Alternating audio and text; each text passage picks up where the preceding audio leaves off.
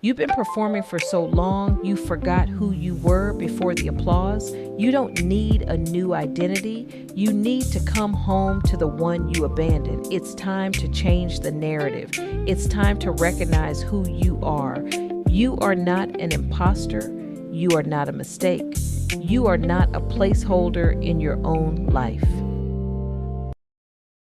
You've spent so much of your life trying to be palatable that you've forgotten what it feels like to be real. Somewhere along the way, you learned that authenticity was dangerous, that being fully yourself would cost you belonging, opportunity, or safety. And because you're smart, adaptive, and deeply aware of your environment, you adjusted. You shaped yourself into whatever version of you felt the least threatening, the most acceptable, the easiest for others to digest. But here's the truth you've been avoiding.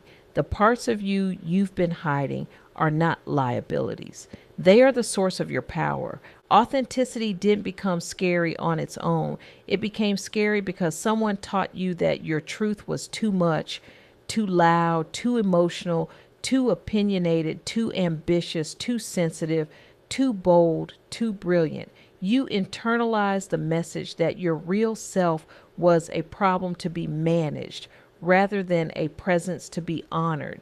And once that belief took root, you started performing. You started editing yourself in real time.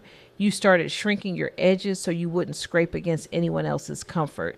You learned to anticipate rejection before it even arrived, and you adjusted yourself accordingly. But the performance has a cost. Every time you silence yourself, you reinforce the lie that your voice is a threat. Every time you dim your light, you confirm the belief that your brightness is a burden. Every time you pretend to be smaller, quieter, or easier, you teach your nervous system that authenticity is unsafe. And eventually, you don't even need the external pressure anymore. You police yourself. You become your own warden, enforcing rules that were never meant to protect you, only to contain you. You start living inside a version of yourself that was built for survival, not for expression. The imposter phenomenon thrives in that environment. It feeds on the gap between who you are and who you think you're allowed to be. It grows in the space where your authenticity has been exiled. And the more you perform, the more disconnected you feel from your own identity. You start to believe that the version of you that people admire isn't the real you. You start to believe that if anyone saw the unfiltered version, the unpolished version, the unedited version, they'd walk away. You start to believe that your success is an accident and your presence is a mistake. And that belief becomes the soundtrack of your life. But here's the paradox. The very thing you're afraid will push people away is the thing that would finally allow you to belong. Authenticity is not a liability. It's the only path to genuine connection. You cannot be loved for who you are while hiding who you are. You cannot be valued for your gifts while pretending they don't exist. You cannot feel grounded in your identity while performing a character you never auditioned for. You cannot build confidence on top of self-abandonment. You cannot feel whole while living in fragments. Some of you learn to hide because your environments punished authenticity. Maybe your family only celebrated the version of you that achieved, performed, or pleased. Maybe your workplace rewarded conformity and punished individuality. Maybe your relationships required you to shrink so someone else could feel big. These experiences didn't just shape your behavior, they shaped your beliefs about what parts of you are allowed to exist. And those beliefs didn't disappear just because you grew up. They followed you into adulthood, whispering that safety comes from silence. And here's the part we don't talk about enough. Your nervous system remembers. It remembers the moments when being yourself led to conflict. It remembers the moments when your emotions were dismissed. It remembers the moments when your voice was punished. It remembers the moments when your needs were inconvenient. So now, even in environments where you are safe, Your body reacts as if you're still in danger. You feel the urge to shrink. You feel the urge to edit. You feel the urge to disappear. Not because you're weak, but because your body is trying to protect you with outdated information. And this is where the healing work begins, not by forcing yourself to be confident, but by slowly teaching your nervous system that authenticity is no longer a threat. Healing doesn't start with a roar, it starts with a whisper. It starts with telling the truth in small ways. It starts with letting yourself take up one more inch of space. It starts with saying, "This is what I feel," even when your voice trembles. It starts with letting yourself be seen in moments where you would normally hide. Authenticity is not a switch you flip, it's a muscle you rebuild. You're not in those environments anymore. You're not that child trying to earn safety. You're not that student trying to earn approval. You're not that employee trying to avoid conflict. You're an adult with agency, awareness, and the capacity to choose differently. The question is not whether authenticity is safe. The question is whether you're willing to stop abandoning yourself long enough to find out. Whether you're willing to risk being seen instead of settling for being accepted. Whether you're willing to stop negotiating your identity like it's a contract with terms and conditions. Authenticity is not the absence of fear. It's the decision to stop negotiating your identity. It's the willingness to be seen without performing. It's the courage to let your truth take up space, even when your voice shakes. It's the refusal to contort yourself into a version that makes other people more comfortable at the expense of your own integrity. It's the moment you decide that your self-respect matters more than someone else's approval. It's the moment you choose alignment over applause.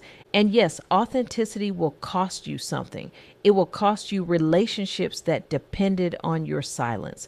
It will cost you opportunities that required your compliance. It will cost you the illusion of belonging you created by pretending. But what you gain is far greater: self-trust, alignment, clarity, and the kind of confidence that can't be manufactured through performance.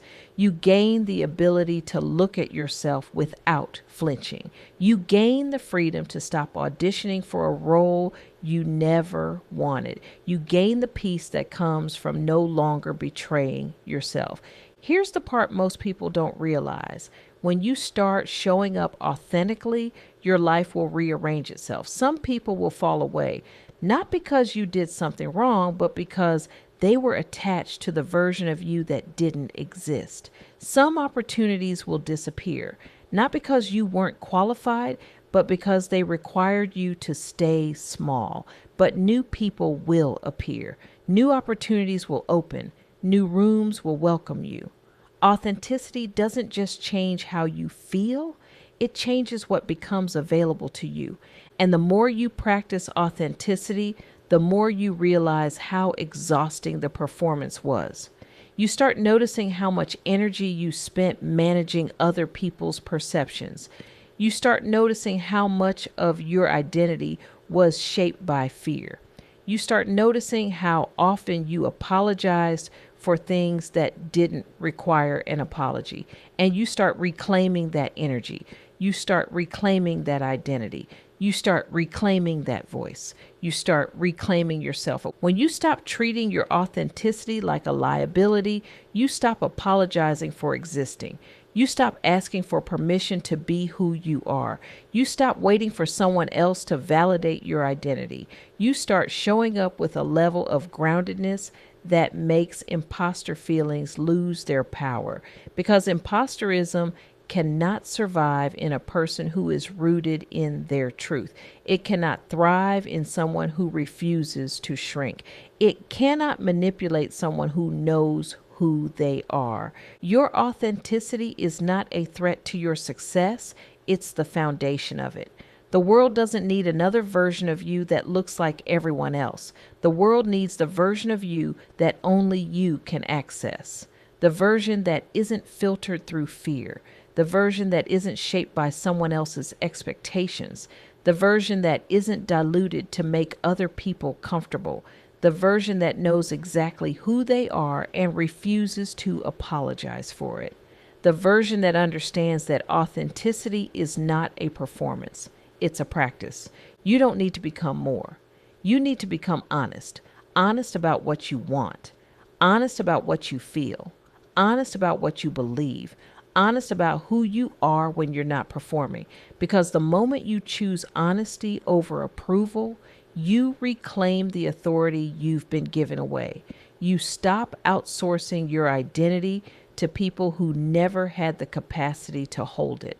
You stop waiting for permission to be yourself. So here's your invitation. Stop treating your authenticity like a liability. Stop hiding the parts of you that were never meant to be hidden. Stop performing a version of yourself that was built for survival instead of belonging. You are not too much. You are not too intense. You are not too ambitious. You are not too emotional. You are not too anything. You are exactly who you were designed to be, and the world needs that version of you, not the edited one. And the moment you stop apologizing for that, the moment you stop shrinking, editing, and performing, you will realize something powerful. Your authenticity was never the problem. The problem was the environments that taught you to fear it. But you're not living in those environments anymore.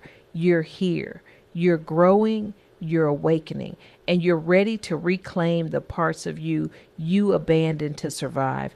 You're ready to step into a version of yourself that doesn't need permission to exist. Your authenticity is not a liability. It's your liberation. And it's time to stop hiding and start belonging to yourself first, and then to the world that's been waiting for the real you to show up. So take a breath, settle in, and let's begin the work of separating who you are from who you've been performing to be, because it's time to stop performing and start belonging. Welcome to the work. Welcome to the becoming. Welcome to unmasking the imposter. Thank you for listening to the Impostor Phenomenon podcast. If today's episode opened something in you, share it with someone who needs this conversation too. Make sure you're subscribed so you never miss an episode. And if you're ready to go deeper, get ready to join our community where we're doing the real work of reclaiming identity, rewriting narratives, and rebuilding belonging from the inside out. Remember, you are not an imposter. You are not a mistake. You are the author, and your story is far from finished.